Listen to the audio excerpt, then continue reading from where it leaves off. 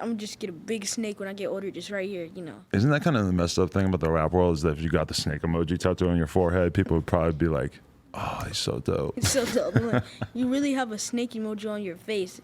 Like when Gucci Mane got that ice cream, I was like, oh, that go hard. I'm like, you just got an ice cream tattooed on your face. You were like 1 when that happened. Nah. Like, when did it happen? I'm pretty sure it was like 2009. I was 2. Okay?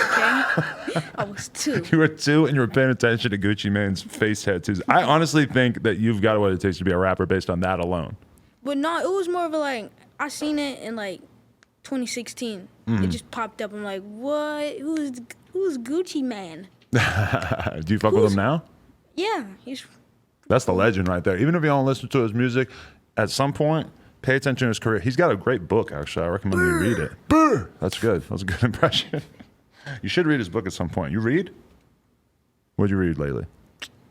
I don't know. My mom bought me this book, and I've been reading it. What's it called? It's about The Bible? not. No? Okay. I don't.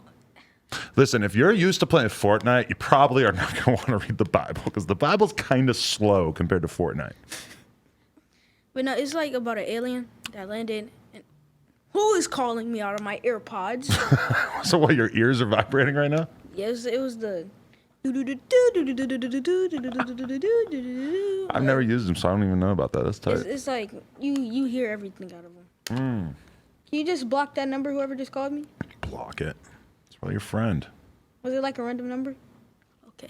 Talk to me about getting into the music and what was that first video that you dropped? That was kind of a crazy experience for me to be like, oh damn, like because I'd met you at Rolling Loud in Miami. Oh but yeah. Didn't know you were gonna come with a serious music. Yeah, you looked at me. You're like, you looked at my shirt and you're like, oh, that should go hard. Who are you? Like, I'm YNW Melly's little brother. You're like, oh, okay. Can I get a picture of you in that shirt? Like, okay, yeah, you snapped a photo, and then that photo went viral because I performed in the shirt. And then the clout started pouring in, right? Started pouring in. I helped start your career. Yeah. I need 1%. How much you want? 1%? I was thinking like more like 30, 40%, you know. Hey, that's nothing compared to what these labels are going to do to you. Do you sign yet? Nope. No, okay. I want to sign something serious, like 2 albums for $10 million, you know? Something like that. That's a good attitude. I tried to sign your brother before he was signed. Actually, no, that was the problem. I tried to sign your brother, but he was already signed. But he didn't like let the label that I was with know that he was already signed until much later. Somebody at my class tried to sign me. He was like, okay, look, so here's the deal, Mr. BSlime. You get all your music, you get $1 billion a week, and you only need 1 song. I'm like, who was this person? It was like one of my friends. It was like, I said, na na na na na na na. I'm gonna be honest. I don't think he's got $52 billion for the year. I don't even think you owe me a lot of money. Yeah. If I did sign in and I ain't get my money, I'll be like, okay, yeah, I'm gonna let that stack up. And then at the end of the year, I'll be like, okay, you owe me like $100 billion. So where my money at? I signed to your label. I gave you a song. Now where's my money? Well, that's kind of the problem with somebody owing you $100 billion is that they probably don't have $100 billion, so they're never going to be able to pay you back. That's why you can never sue a broke person. But then as soon as if somebody rich does something fucked up to you, you can sue them because they got money, right? I'm not even gonna, like, if you owe me $100 billion, I'm not taking you to court because you're probably poor. So I'm like, okay, you can keep your $2. Pull up with a rocket launcher, maybe. Anyway, so. You start making music. Did you feel like you had a natural talent for it right away? I was like, I don't like my voice. I think I got too much audio tune. And then I went to the right studio, and they didn't give me no auto tune. They just gave me reverb. And I was like, oh, I kind of like this. So at first I'm like, too much audio tune. Auto tune. Auto tune. It's all right. Yeah, I was like, first too much auto tune. Then the second time I was like, okay, it looks a little better, but still too much auto-tune. Uh-huh. And then the third time I'm like, okay, this is my third song, too much auto-tune. And then my fourth song, I'm like, okay, this is just right. I like this. And then fifth song, I just got better. It wasn't more of a like, I didn't get better right away. My first song wasn't goated, but it was still goated. Your brother, how would you compare your style to your brother? Because you kind of remind me of like a Juice WRLD, like a more emo, sort of sing along, little mosey. I was going to say emo. I'm like, not that you're emo, but that the music sort of has that sing song you got. Turn around in time. Yeah, that kind of thing. How I compare to my brother is because we kind of have the same melodies. You could say that, like the singing style. You could say that. For me, he was always really interesting because he would just spaz out on beats and be hitting so many different bizarre melodies and flows. He would just shock you.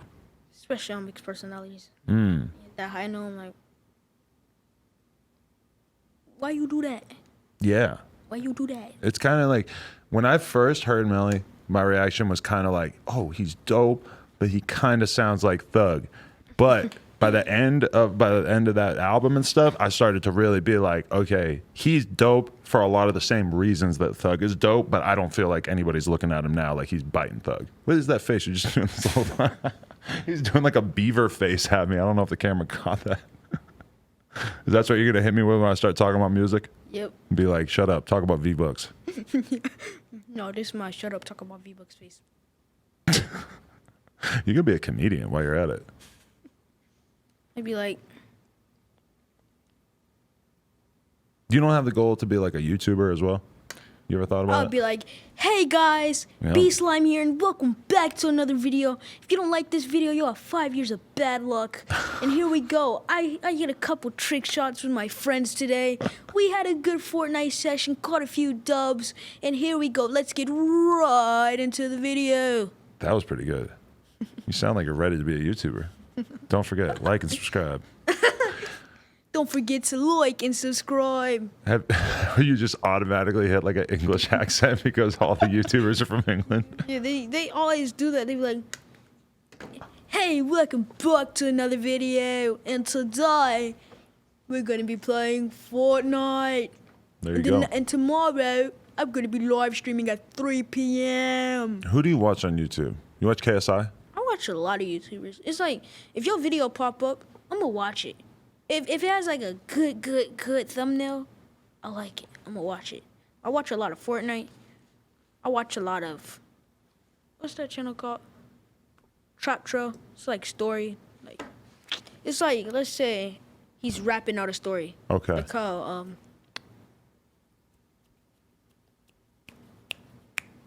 What are you trying to think of right now?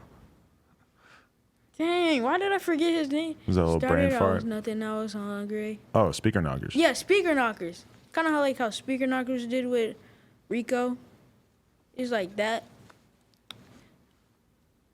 And there's another YouTuber. Uh-huh. You watch Watch a Drama lot of- Alert?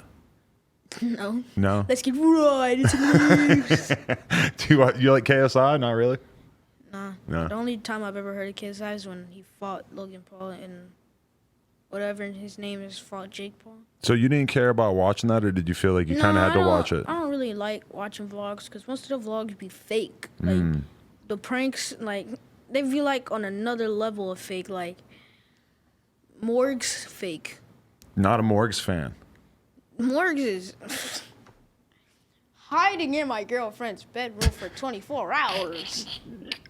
Clearly, if this was real, I would totally be.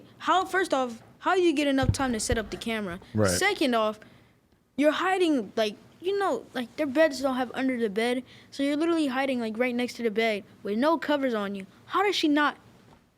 Oh, hi. See, this is what's interesting is that a lot of people like myself, sometimes we see these YouTube videos that are maybe meant for a younger audience, and we just think like, wow, these young kids are actually falling for this. it. But it's good to hear that you're not falling for it. Yeah, it's like, I'll be looking at the comments like, wow, oh my God, Morgs, how'd you pull this off? I'm like, he didn't pull it off. He knew they was there.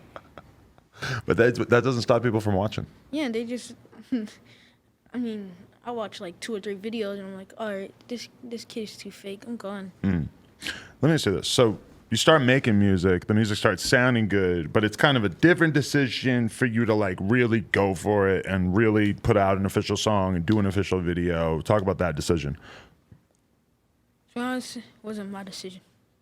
I was just like, you know, I made these songs.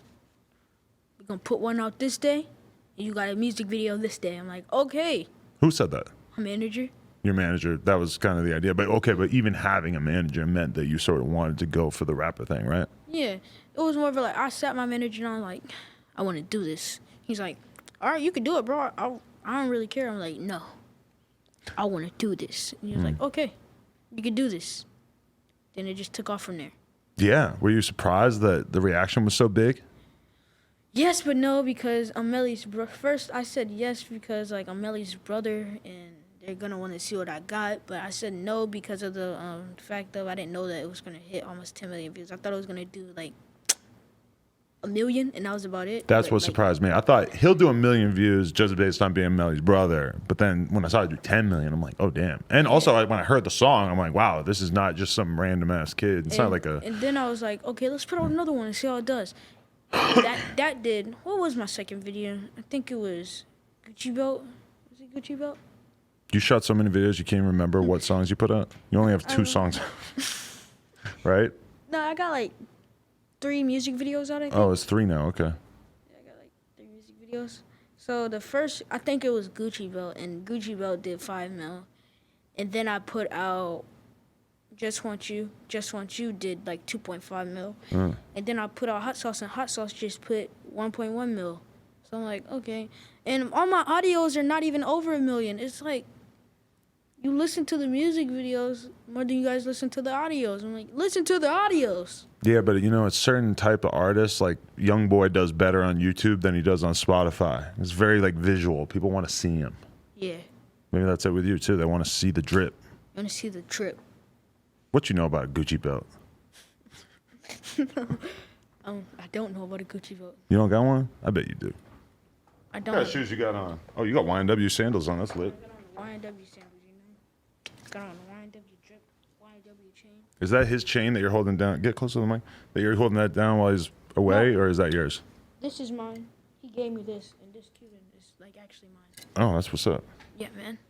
So you don't get to just automatically borrow all his jewelry while he's doing his thing? No, I wish I could. I mean, that big YNW chain, I'd be like, oh, let me.